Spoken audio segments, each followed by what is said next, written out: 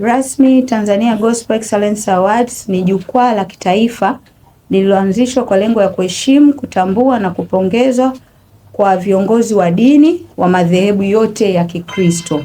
Naomba nisisitize, ni kwa madhehebu yote ya Kikristo, pamoja na kutoa nafasi kwa wasanii wa muziki wa Injili kuhudumia taifa letu.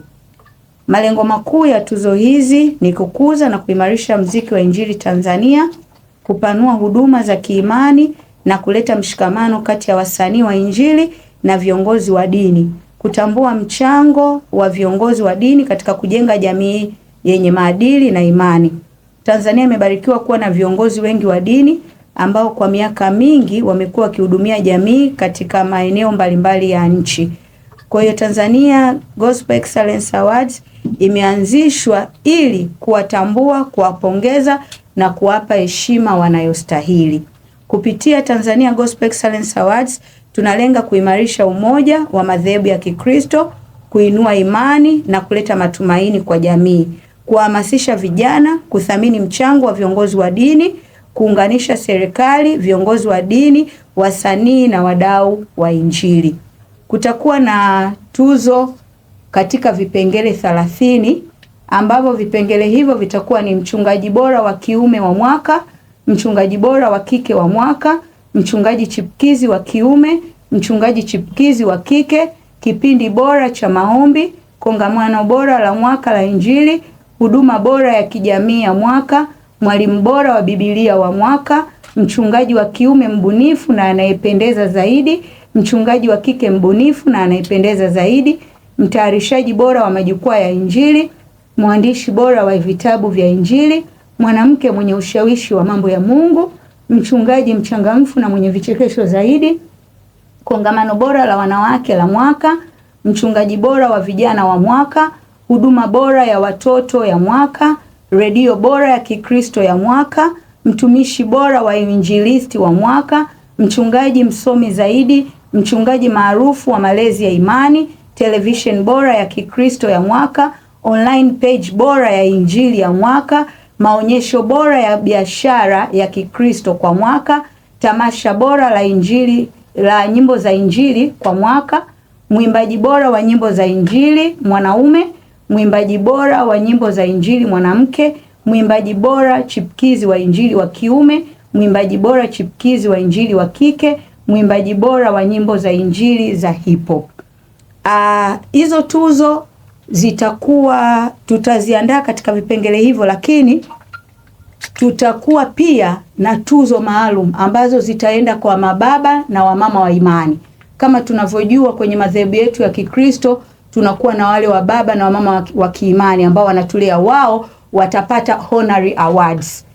Let's say kama mwalimu wa Kasege, nimemtolea tu mfano, hatuwezi kuweka kwenye vipengele hivi. Kwa hiyo wao na jamii hiyo ya mababa na mama wa imani tutawapa honorary awards. Lakini pia kutakuwa na awards za watumishi wa Mungu, wale ambao bado majina yao tunasikia, huduma zao tunasikia, lakini wametangulia mbele za haki. Mfano mchungaji Moses Kulola, Bwana Yesu asifiwe sana. Lakini pia katika uandaaji huu wa tuzo napenda kusisitiza kwamba Tanzania Gospel Excellence Awards sio mashindano, ni jukwaa ambalo tumeamua kuwaheshimu, kuwashukuru na kuleta uamsho wa Injili Tanzania. Tutakapokuwa tunaona watumishi wa Mungu mfano wanapata mchungaji bora wa uinjilisti wa mwaka, ina maana mwakani tutakuwa tumepata wainjilisti wengi zaidi na watu wengi watakuwa wanatamani kutembea kufanya uinjilisti. Kwa hiyo natamani hii isiwe kama ni mashindano. Hii itakuwa ni uamsho wa Injili Tanzania, lakini pia kutanua Ukristo ili watu wengi waweze kusikia habari za Ukristo Tanzania. Bwana Yesu asifiwe. Tutahakikisha kuwa tukio hili litafanyika kwa kuzingatia sheria na kanuni za Jamhuri ya Muungano wa Tanzania. Tunawaalika wasanii wa nyimbo za Injili, viongozi wa dini waweze kushirikiana nasi bega kwa bega, lakini pia tunaomba vyombo vya habari muendelee kutusaidia kusambaza habari hizi ziweze kuwafikia wengi, kushirikiana nasi katika safari hii mpaka tutakapofika mwisho, ambayo tuzo tutazitoa siku ya tarehe 6 ya mwezi wa 4 pale katika ukumbi wa Ubungo Plaza. Kwa hiyo naomba hii iwe kama safari ambayo tutaenda mpaka mwisho tuwe pamoja. Kwa haya machache napenda nimkaribishe mwakilishi wa BASATA ambaye tuko naye leo aweze kuongea maneno mawili matatu, alafu tutawapa nafasi ya kuuliza maswali. Jina langu naitwa Adelina Simon, natoka Baraza la Sanaa la Taifa, na leo tuko hapa kwa ajili ya mdau wetu, kwa ajili ya msajiliwa wetu. Kama mnavyojua, Baraza la Sanaa la Taifa ni msajili wa shughuli za sanaa nchini.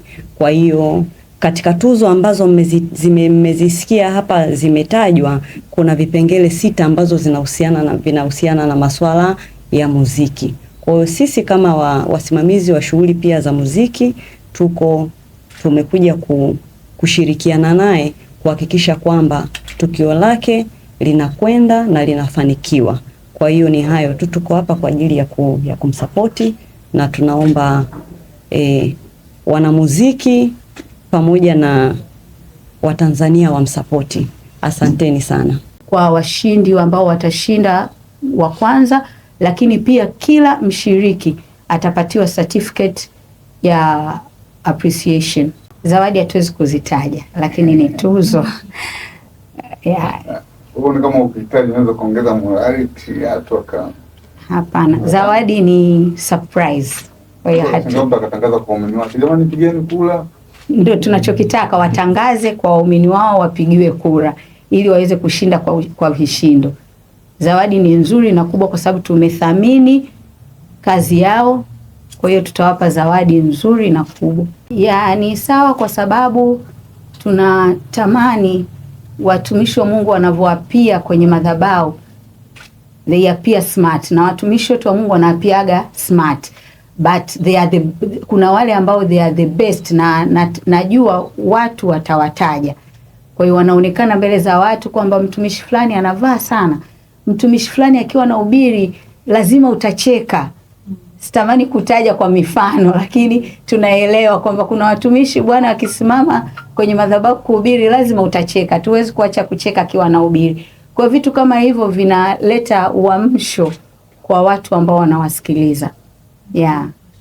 Na ataona kwamba kumbe ninavyofanya hichi kitu kinaonekana.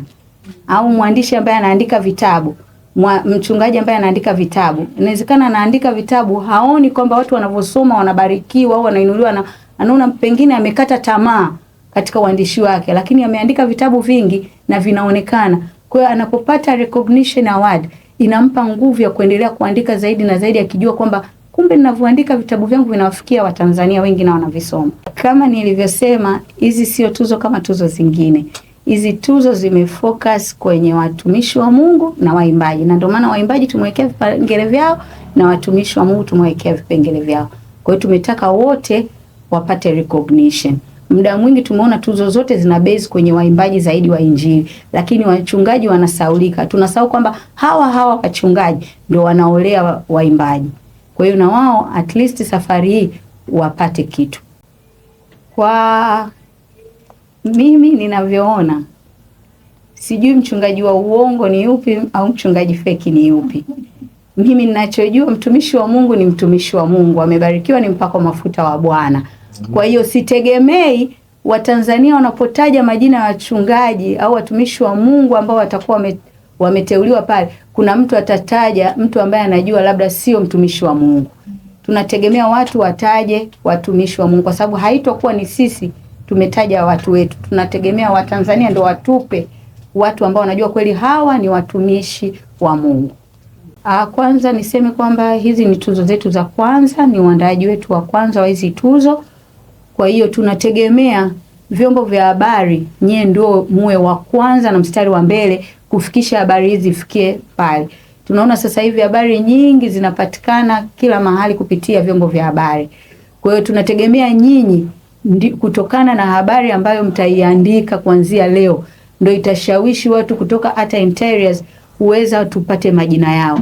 Lakini pia tumefocus kutembea mkoa kwa mkoa, kuongea na watumishi wa Mungu zaidi na zaidi, kwa sababu tumeshaanza kupita kwenye makanisa yao kuwatembelea na kuwapa taarifa. Kwa Kwa hiyo tutaendelea zaidi na zaidi tupate majina mengi zaidi. Nategemea siku 7 ambazo tumezitoa kwa kukusanya majina ili kamati sasa iweze kukaa kuchambua majina ya wale watumishi ambao watapita, zinatosha kabisa kwa taarifa kufika mbali zaidi. Yeah. Kwa hiyo tunapoendelea mbele kwenye mwaka wa 2, wa 3 nafikiri tutazidi kufika mbali zaidi. Naomba nisisitize, hii ni kwa madhehebu yote ya dini ya Kikristo, na huu sio ushindani, ni uamsho wa Injili Tanzania. Mungu awabariki sana.